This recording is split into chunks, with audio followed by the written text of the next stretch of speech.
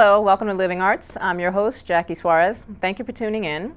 Tonight I'm really excited to be speaking with Kid Audra, electronic musician, and also Mimi MSL, who's a singer-songwriter. They're both going to be participating in Electronica that's been happening at Embark in Peekskill. They've had a few different Electronicas here, and basically it's an in-depth look at electronic music with some of the artists that are performing in the area, and we are very lucky to have both of you on the show. Welcome. Hi there. Thank you. So I think this is we started with 1.0, and now I think there's been about 2 or 3 of these shows so far. I think you were in the original 1.0, right? And Mimi was as well. Oh, that okay. was my first show. That was your first show? Yeah. Awesome. Awesome.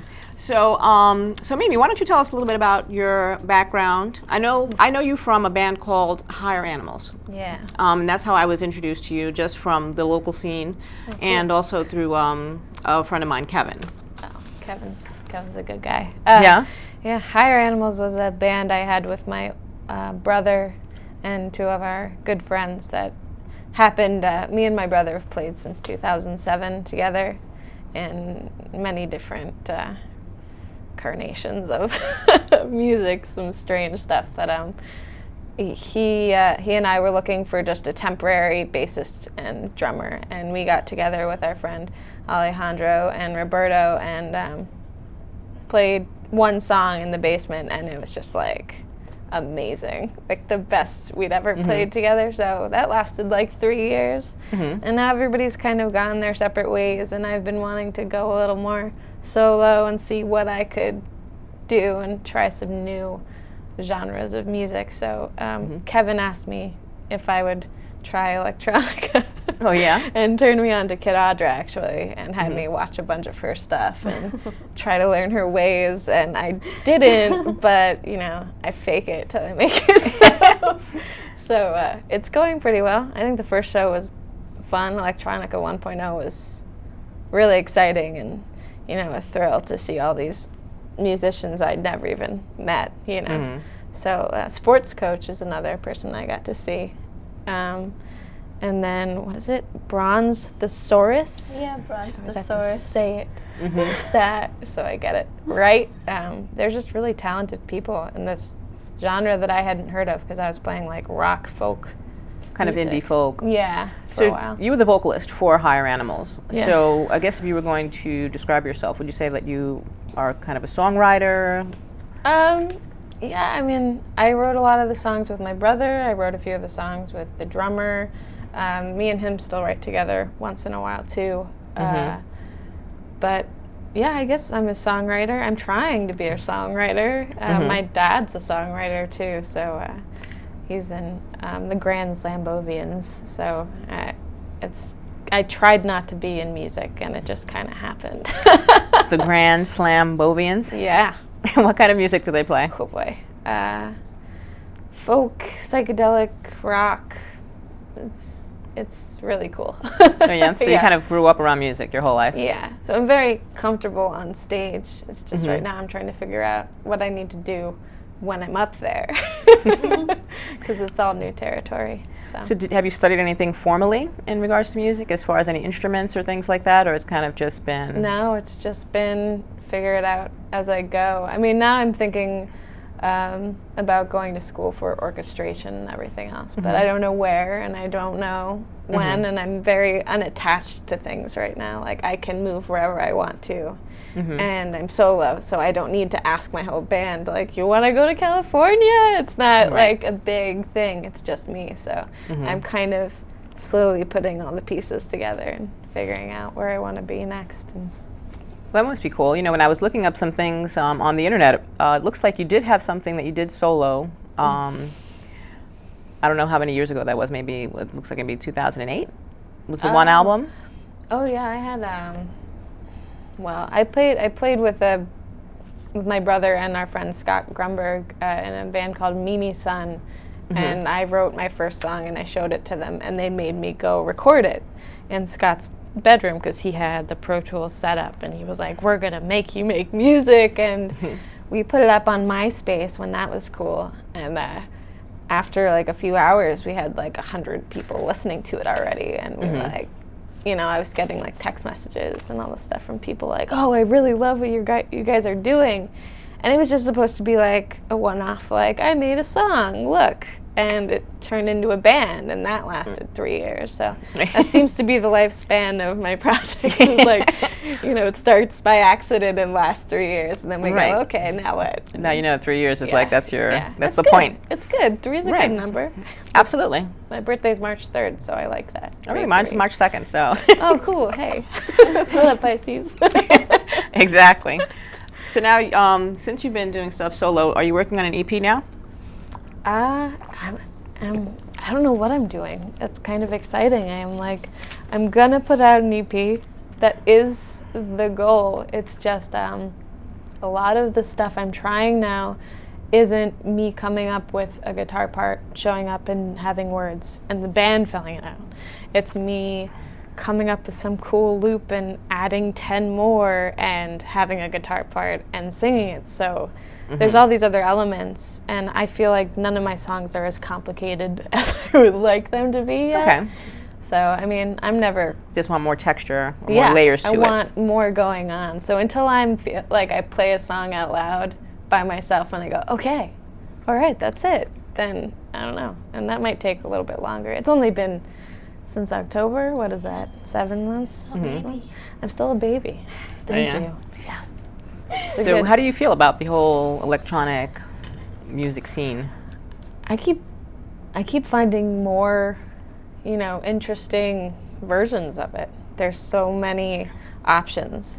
You know, you can write it, you know, and have words and a melody and a verse and a chorus and like have that layout, or you can just do this like endless ethereal, you know, creepy song too that has nothing said or just noises and like, and that's cool too. Like, people do amazing things. So I'm not sure what I want to do, but might try a little bit of each, and then next album I'll shoot for some kind of actual sound, because right now I'm just you're kind of feeling your way. Yeah, I'm just you know, dyeing my hair and trying things out. And how's that look? No, we'll do it again.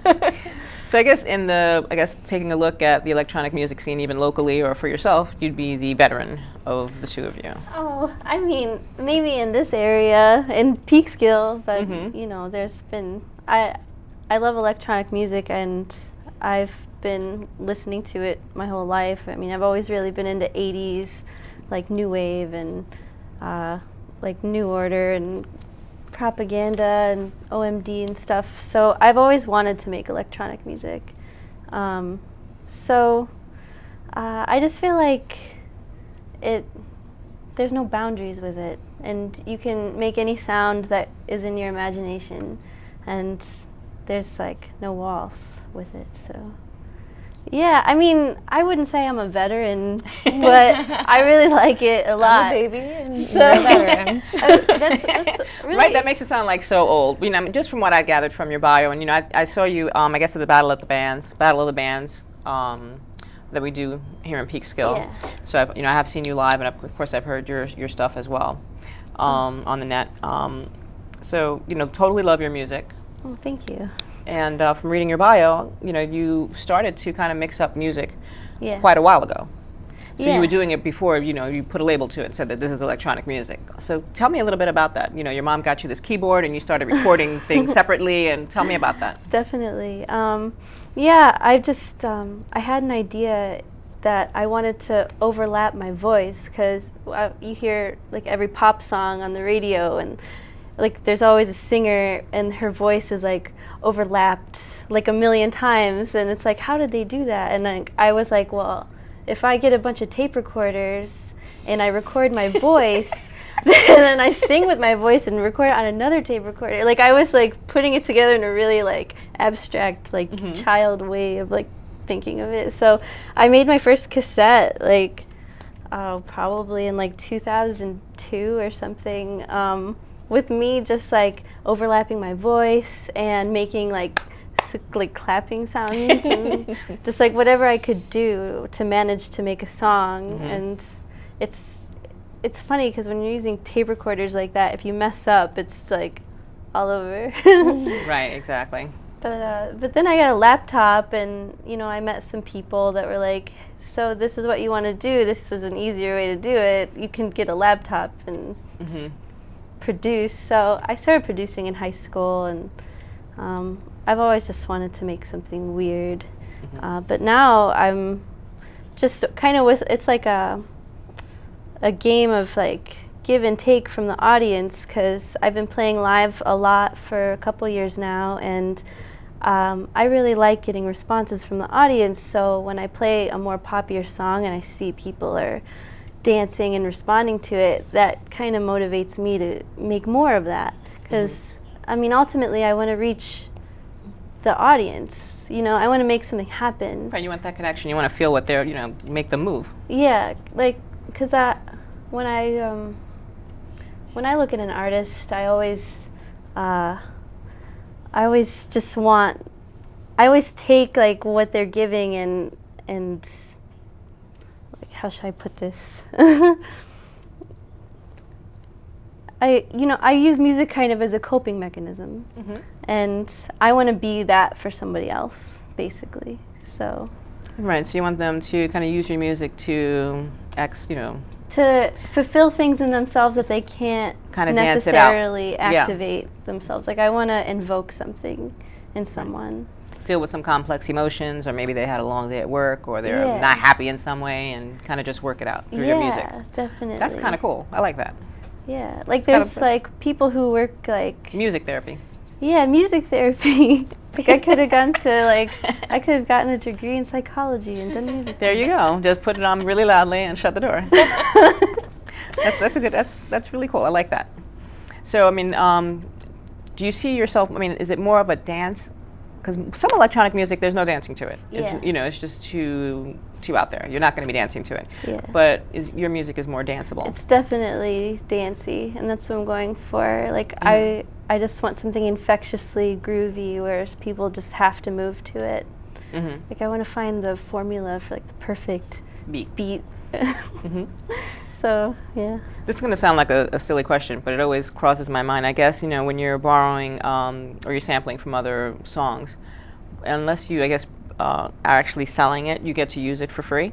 Is that right?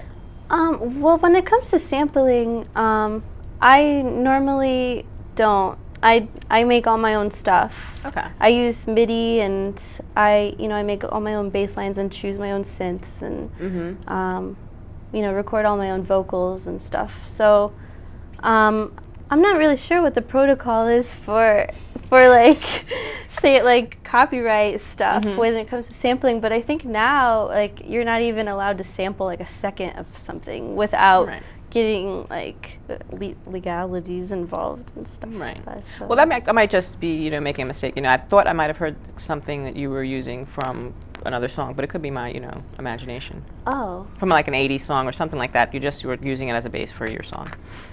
I mean, I use the sounds for the synths. I use like a vintage plugins, and I'm going for that like vintage 80s sound. Right. But I'm not actually like going to the song and like taking that exact bass line and putting it in my song. Right. Okay, gotcha. So you have something exciting coming up. You have a tour that you're going to be doing with another artist called Sports Coach. Sorry. Yeah. Why don't you tell me a little about that? Oh, it's my first tour. And it's 30 days. From April 15th, we're starting in Brooklyn. Do you have a bus?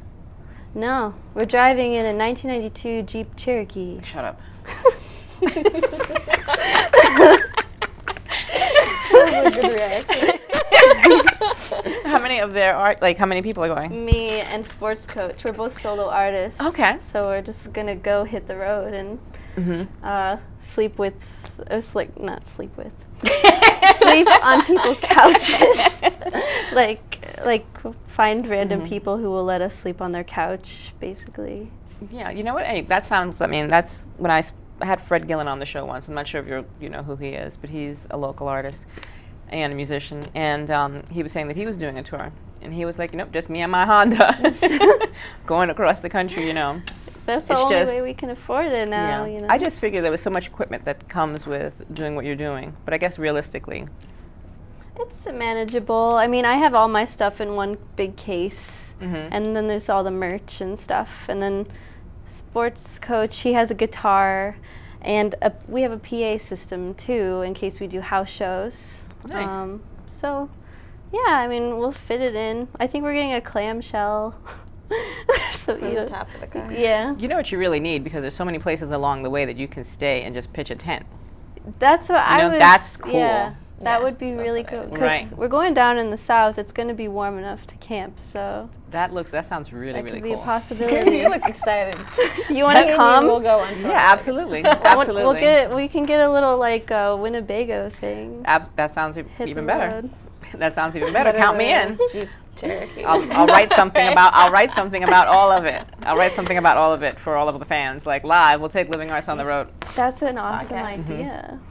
So now you've come out, I think, as of March 9th. You have a new album out called Orin. Yes. Why don't you tell us a little bit about that? Orin is my winter. I wrote it for the winter because, I mean, as you know, the winter sucked. It was like the worst one ever, and it was so long. And I wasn't planning on releasing it, but I started writing all these songs, and they were a little different than the things I usually write, being influenced by the winter. And then one of my good friends came up to me, and he's like, "I'm starting a new label. Do you want to put something on it?" And I thought that these songs would never be released because I was like, there's not a place for them. I'm working on my LP right now, and it's going to be all electronic dance. And I was like, well, why don't I just put this out and see what happens? So, and I got together these 5 songs, and they're all very airy, and there's lots of bells and tons of backup vocals that are very echoey. There's tons of reverb on everything. So I wanted to make something like very like ambient and something that would be soothing like during the winter. So yeah, it came out, and now I'm really happy with it. Yeah, Yeah. that's awesome. So this is your second album. Yeah, it Or was like an second- EP. Yeah, an EP. Yeah. So as far as promoting what you're doing, and you know, you perform a lot in the city and various places. Where people can what's the best way to find out about you and what you're doing, and stay up on everything Kid Audra? Go to kidaudra.com. It's my husband, also my tech guy. He updates it. The question is, for does me. he work for free? Well, He has to. yeah, he works for Kisses, I guess. Oh, there you go. Can't beat that with a stick. But yeah, it's kidaudra.com. It's updated pretty regularly, so everything's there. hmm And people that want to book you as well can go Yeah, there. contact info, everything. So how's your experience been with Electronica? Because I know that Electronica is going to be going on now through, we have the April 18th date, which is going to be awesome. You guys are both in that. And then it's going to be happening on May 16th as well, and then June 13th. And does Electronica have a website for just what's happening with Electronica? Because now it's got a kind of a life of its own. It's going on throughout the summer, and Well, so far, There's the Facebook page, right? yeah, there's a Right? Facebook page, and they've 'cause all. I thought it was, I looked on there, and it was just the stuff from the first one. I don't think it had. Yeah. Well, they're always at Embark, the Embark Cultural Center. No, actually, I'm a member of Embark, or I'm actually on the board of Embark. So let me. Embark is a coalition of literary and performing artists. Yeah. Who's, we're trying to get a performing arts center here in town. So big shout out to Embark. Definitely. And our co-founders, Katie Schmidt and Feder and Sol Miranda. They do a great job down there. Yes. And Absolutely. certainly love having Electronica be in the space there, and it's brought just a whole different crowd over there. Yeah, and we love Embark. Like every time I've played a show there, they are so warm, and I get the best crowd, and they send me home with hummus, and it's like amazing. You get sent home with hummus. I don't get sent home with hummus. What the hell's going on? Wow. I think you guys got us the hummus for you. Oh, okay. Coming to hang out. Eating hummus. It's great. So what do you, I mean, because I know that some of these like electronica also is kind of a workshop. So why don't you tell me, I guess, a little bit about that? I mean, do you get nervous explaining to people kind of what goes into what you're doing because you don't want a whole lot of other people doing it, or? She's a pro. She never gets nervous, this one. What? Oh, well, no, when it comes to what I do, I don't really feel that way about people. I want people to know how to be able to express themselves. Like sorry. Okay. if I know how to do something and I could help somebody else, like that's like the human element. I don't know. I think if I can, once I start talking about my process, I get into the zone and I don't even think about it. So, I mean, I want people to be able to do what they want to do, and no matter I think if you're honest, it comes back to you. So I don't worry about stuff like that. Right. I mean, well, that's the whole point. I mean, you don't really have anything to worry about because what are the chances that someone's going to duplicate your sound? It can happen, I guess. Someone would be that trifling. I'll deal with it. But there's there's also so many options. Yeah, why would you beyond want to? that. I mean, it's like, okay, really, you took that song, well, I'm gonna go make another Another one. 20 songs, you know? Yeah. So it's like, I mean, maybe there's people like that, but not from the people we've experienced so far. Everyone's very supportive and they're like, wow, what are you doing? Can I try that? Show me what you're playing. And it's like, I don't know, just hit those buttons over there. for someone that's just starting out, like what would be, I guess, not advice, but like some of the technical things that you want them to have, like as far as the hardware, what would be some of the things that they would need? Is that kind of the stuff that you cover Yeah. in the workshop? Yeah, definitely. I mean, are you asking me what I think people should have? Right. I mean, is it technical as far as, I mean, like, I don't know, like, because, I mean, where do you start from? Because you're assuming that they're already doing it and that you want to show them some of the nuances Well, usually of how to create sounds. When people come to the workshop, they have a sense. already have an interest in it, and there's different sections. So there'll be like a production section where you go, and when we cover the Pro Tools or Ableton or Logic, different programs you can use to produce. Wow. Then there'll be a hardware section, and people will show off their gear. And then there'll be like a marketing section that talks about promotion and trying to like get your music out there and heard by people. So it's like a multi-faceted experience. Right, it's like a convention almost. Yeah. Where, they have different talks about different things throughout the day. Yeah. Yeah. An all-day event, right? An all-day event. It was all pretty. day, definitely. Yeah, exactly. So, I don't think you gave, our audience a way to, contact you or a way to reach you to find out more about Mimi, MSL. Yeah. The best way to find me is on Facebook right now. I mean, I'm putting it all together, but there's facebook.com/singtomemissile. It's all one word. So, yeah. I'm there Missile all the being time. MSL. MSL, yeah. And will you be having any performances other than the one that's happening? Yeah, I'm playing in Long Island City on Wednesday. A little further out, because Yeah, and then I'm playing the electronica on Saturday with Tattoo Money and my friends. So I'm really excited about that. And seeing beyond that is kind of hard because I'm really excited. Well, I'm so glad you guys came to the show. It's been great talking to you. I'm looking forward to seeing you at Electronica. And to our Living Arts audience, definitely check these guys out. Come to Electronica, see them when they perform throughout, the area. And thank you for coming by. Thanks. Thank you. We will see you again soon.